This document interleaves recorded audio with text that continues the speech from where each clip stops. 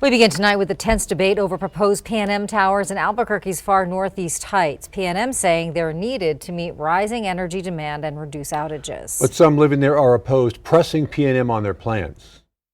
There is no way that the risk here is the same as the risk here.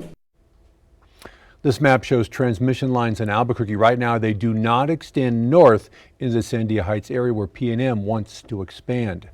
Residents packing that meeting tonight. Aaliyah Chavez was there with the pushback and PNM's response.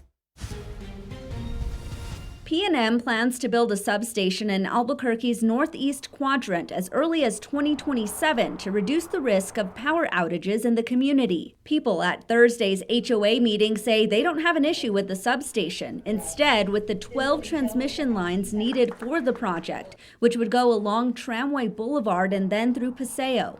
Some of the people we spoke to tell us that they're opposed to these transmission lines because they don't want these beautiful Sandia Mountains here behind me to be obstructed, and they're also concerned about wildfire risks.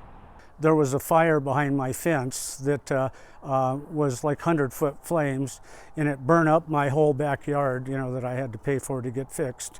That was in 2018. David Becker, who lives along Tramway, says it was caused by PNM. He says people saw power lines sparking near his property the night before and was closely listening to PNM representatives saying there will be fire mitigation with the new transmission lines. Well, there isn't, because that happened, and it's not the first fire along Tramway that's happened. Have you brought into fact the hideousness aspect? It's a beautiful place, so as people want to live here and as people have moved here, the area load has grown. The transmission lines would be 90 feet tall. Residents asking why can't they be put underground? It's your rates that would go up. If we were to do that, it would be approximately $800 per month per household per meter for the next 30 years. PNM says the transmission lines are approved by New Mexico's Department of Transportation and the substation by Bernalillo County. It is actively working to get those approvals. It hopes to start construction in 2027 and have both the substation and transmission lines in operation by 2028. Aaliyah Chavez, KOAT Action 7 News.